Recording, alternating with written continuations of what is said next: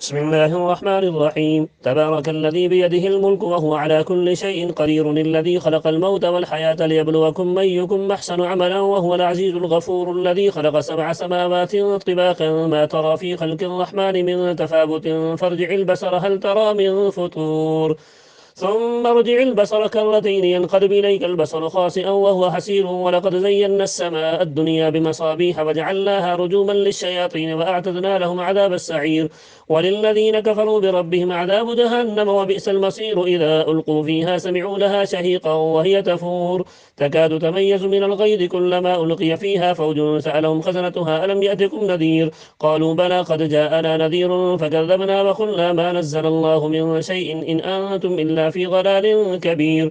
وقالوا لو كنا نسمع أو نعقل ما كنا في أصحاب السعير فاعترفوا بذنبهم فسحقا لأصحاب السعير.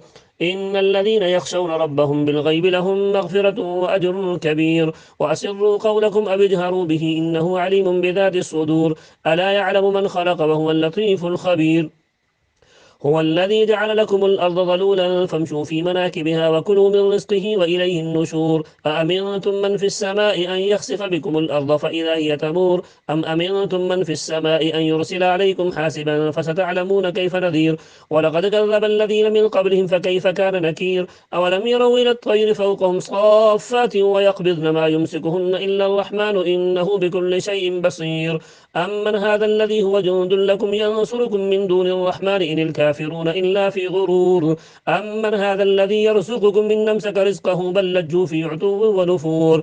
أفمن يمشي مكبا على وجهه أهدى أم من يمشي سويا على صراط مستقيم. قل هو الذي أنشأكم وجعل لكم السماء والأبصار والأفئدة قليلا ما تشكرون.